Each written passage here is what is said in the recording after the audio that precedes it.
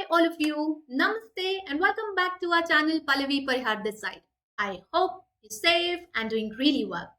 Guys, in today's video, I'm going to share 5 of these study skills with all of you that's going to help you ace up your upcoming examination preparation. Exactly. In 1.5 to 2 months, you have your examinations that are scheduled for CA, CS, and CMA.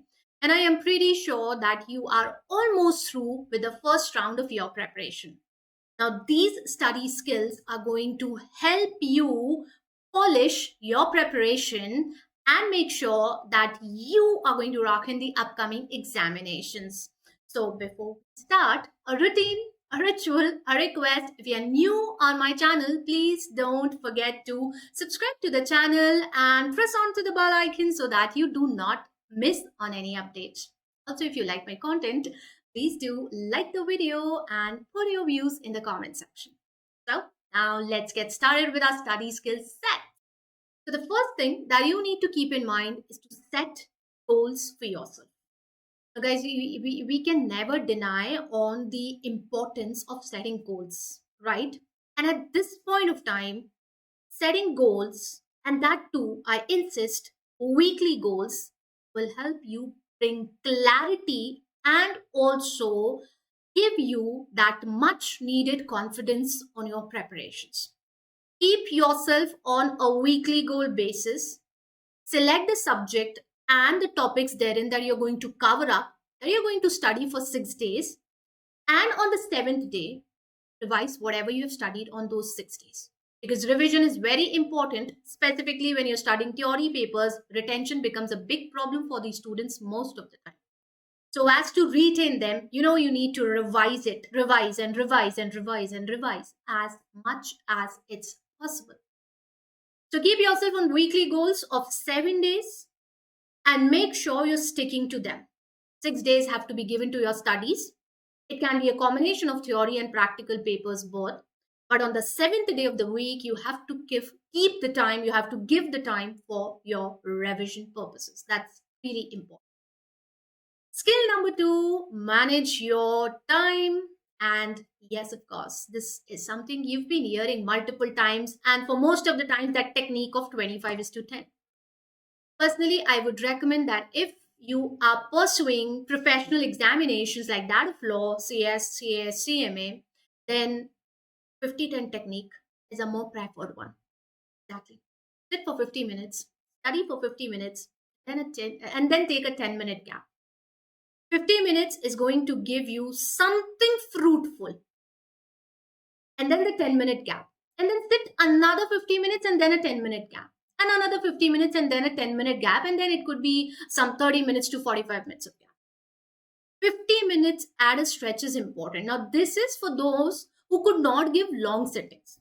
It completely depends upon you. If you are the one who can sit for as long as 3 hours or 4 hours without getting distracted and you're completely okay with that, that's your choice.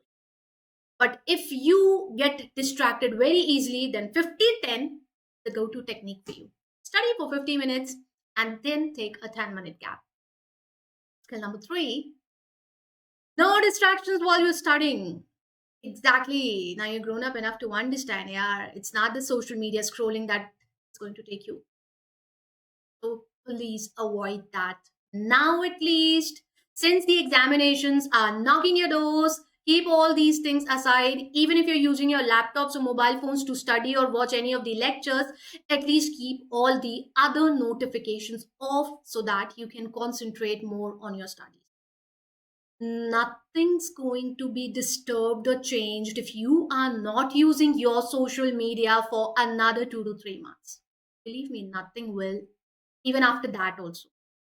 So avoid these kind of distractions, and not just only social media. Come on, I don't only believe on social media. It's not just only social media. Even somebody knocking your door, you start studying in the room, somebody knocking your door, and your cousins and your siblings and anyone else in the family coming, and every time creating that disturbance is also a distraction.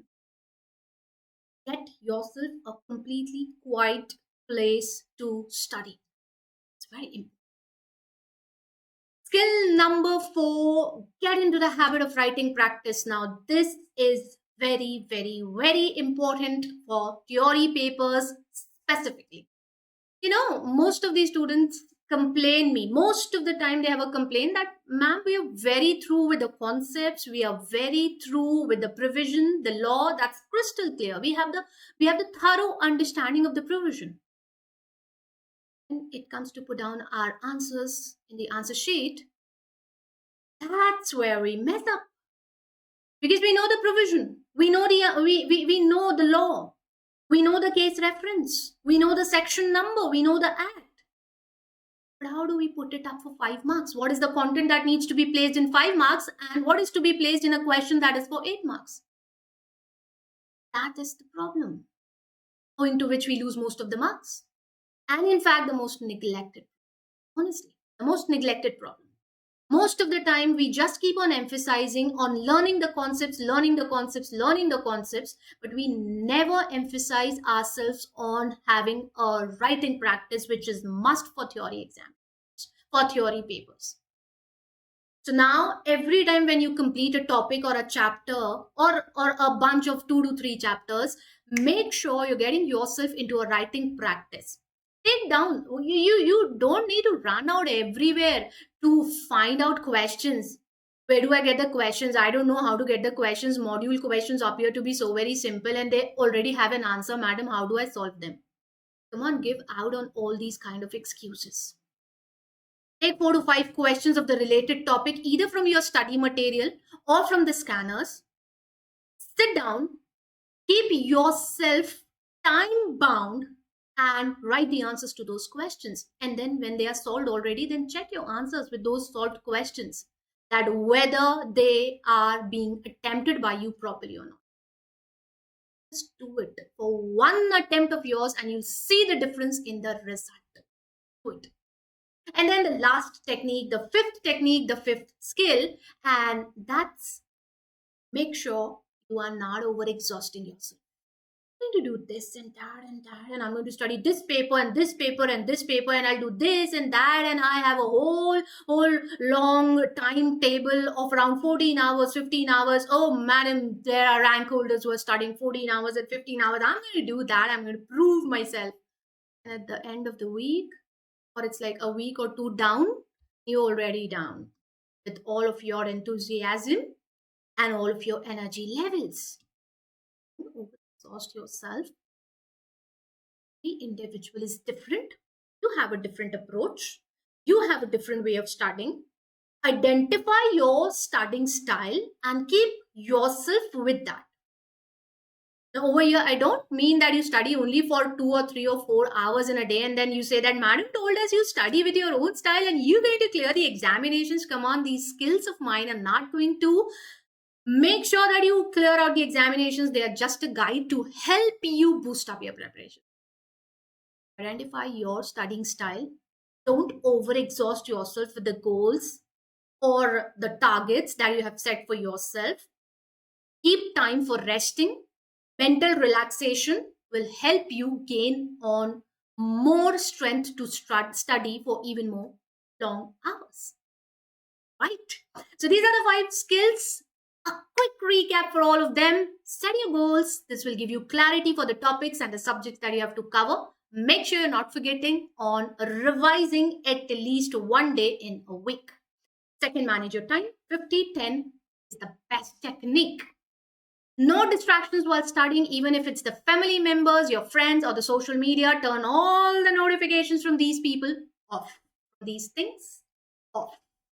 Fourth, make sure you're getting into writing practice. That's very, very important. So every time you cover up with your topic, chapter, or bunch of topics or chapters, make sure you're quickly getting 2 to 3 or 4 questions from the scanner and write down the answers in a time-bound manner.